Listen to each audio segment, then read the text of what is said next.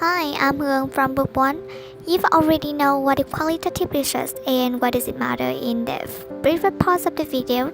Now, I want to focus on how to equip yourself to do qualitative research. There are 5 main parts. The first one is competency. Second, managing field-based research. Third one, practicing. Fourth, setting and maintaining ethical standards of conduct. And the last one, protecting human subjects. Now, let's move to the first part, competencies. In this part, you will know what competency needed to do such a qualitative research and what situations lead to the needs of these competencies.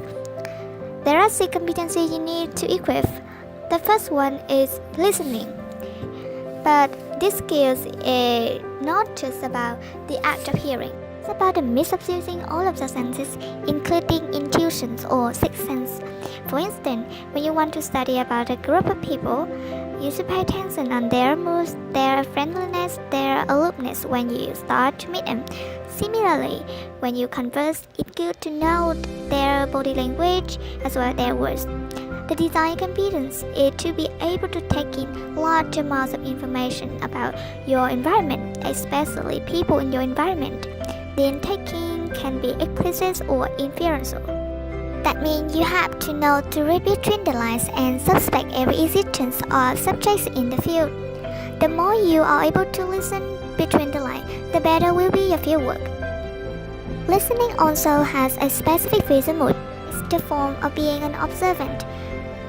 For instance, you should know the narrowness or breadth of your peripheral vision and whether without turning your head you notice something going on across the street as readily as with a companion who is walking next to you. You also should know how efficiently you are able to scan a crowd in order to find a particular person or object.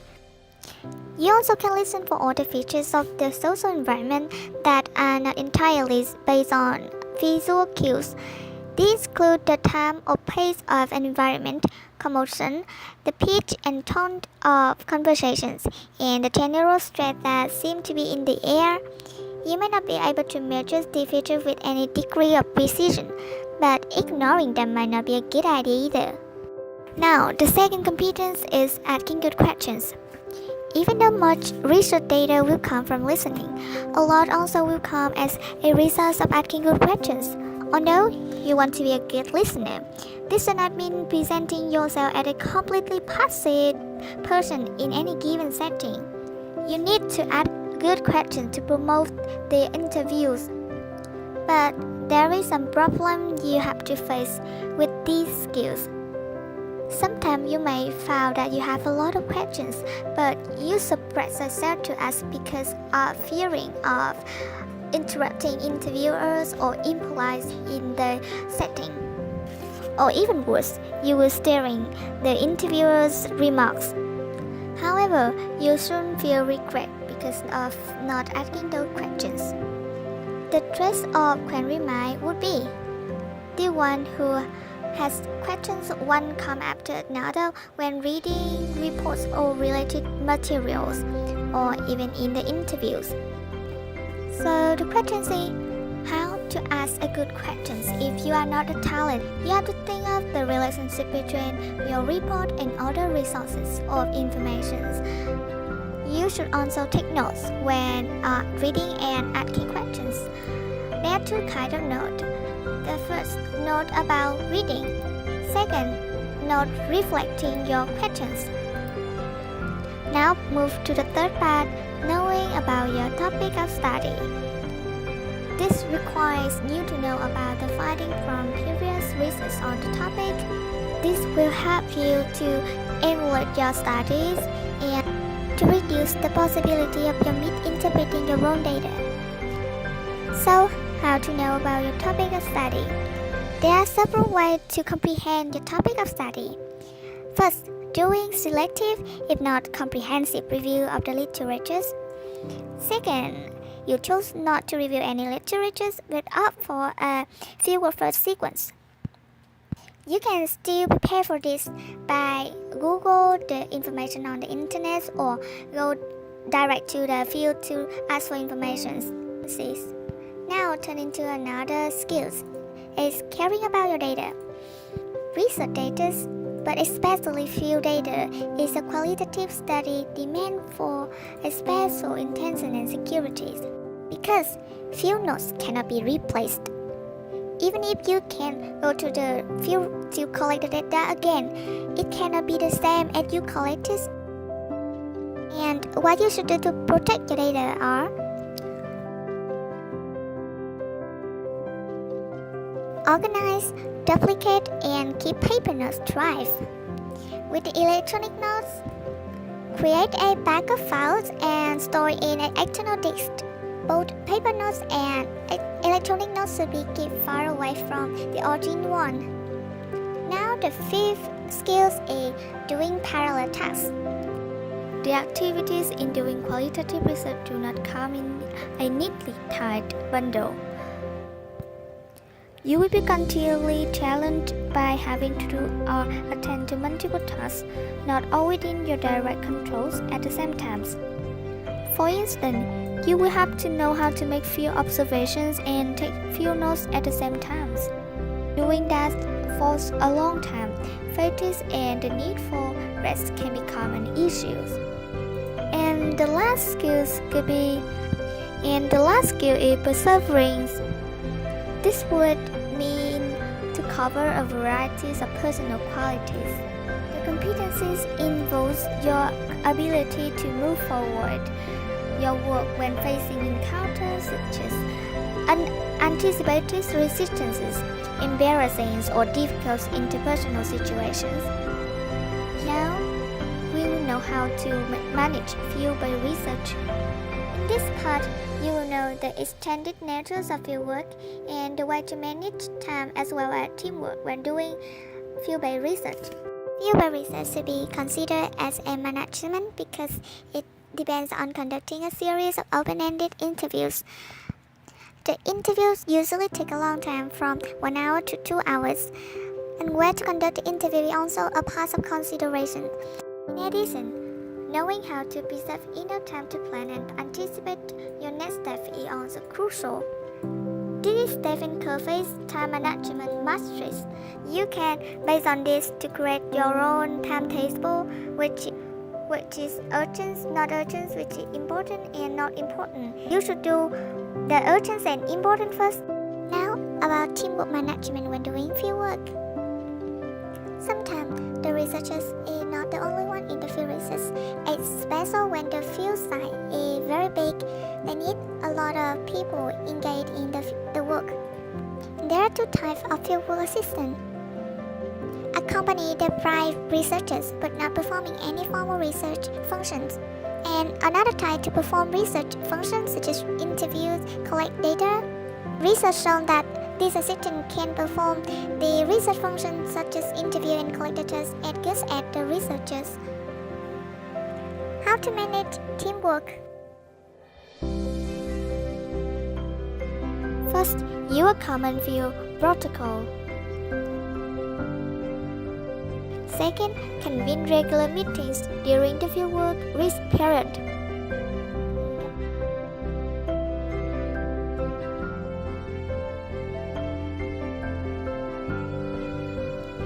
C. Practicing. The implications of research being more than just a scholarly endeavor, but practice. There are 3 ways of practicing your skill before starting an actual study.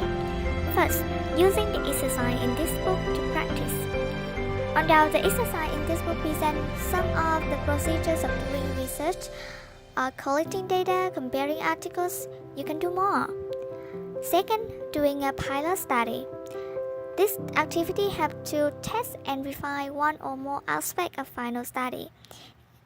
Example, fieldwork procedures, data collections, instrument, or analysis plans. And the last one, getting motivated by competing with your colleagues. If the competitive urge does not apply to you, an alternative way of increasing motivation might be to think about the satisfaction you will derive from doing qualitative research. D. Setting and maintaining ethical standards of conduct. First, an illustrative ethical challenge. Fairly examining all of your data. Some data will always fall out of analysis and also not get reported because there are not enough space available in the journal articles and the data itself contribute no value to main goals of the research. So, should they be excluded from the report? The answer is no one blatantly excludes such negative instance. And to avoid this kind of bias requires a strong ethical standards. For example, setting clear rules to monitor your own work and have the willpower to follow your own rules. Second, the code of ethics upheld by the social science. Behaving properly in this situation is considered a matter of research integrity, and you can find actual guidance about such integrity from a number of sources, as in our page 14 in the book. So take a look at it, and the document is not so long to grab the general idea about the code. Third, the ways of using disclosure to demonstrate your research integrity. First, we should know about research integrity. Research integrity means that you and your works can be trusted as representing truthful positions and statements. Research integrity carries special importance in qualitative research. For instance, one side of research integrity is the willingness to be proven wrong, or even to have your earlier thinking on a matter challenged. To demonstrate research integrity, we can disclose the conditions that might influence the conduct of a study, such as the methodological condition, a researcher's personal roles and traits, or affiliation that researcher may have with the participant to be studied. For instance, research might study their own organization, communities, or social groups, all of which may be considered as a form of insider research. Now we come to the very last part of the video. E. Protecting human subjects, obtaining approval from an institutional review board. In this chapter, we will know the rule of institutional review and the consideration for protecting human subjects. We will explore the rule of the IRB through the videos.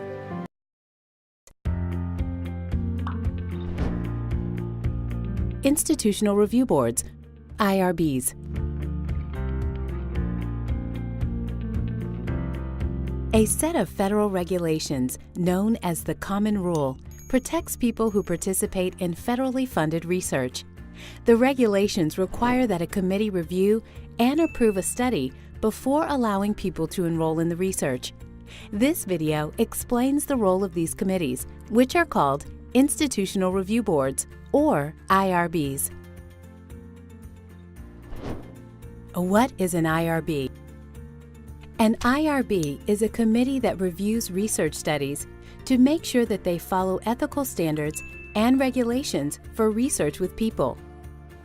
In addition to the Common Rule, there are regulations to protect people who may need more protection, such as prisoners and children.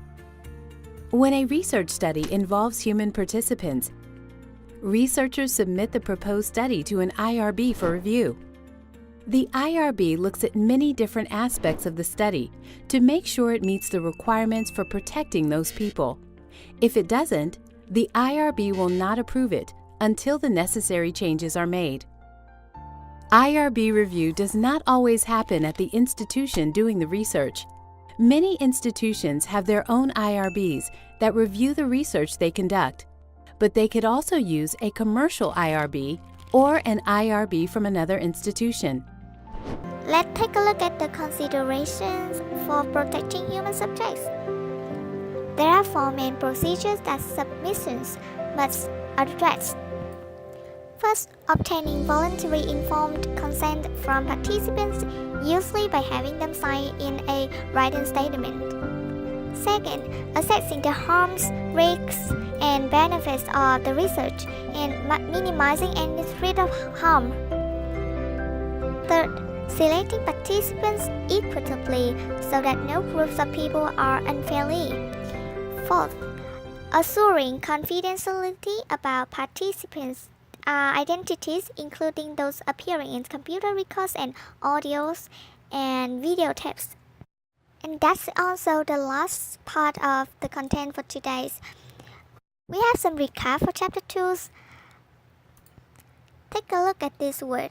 Do you understand all of them after watching our videos? If you cannot understand them right away, watch the video again, give up comment and questions. Thank you for listening.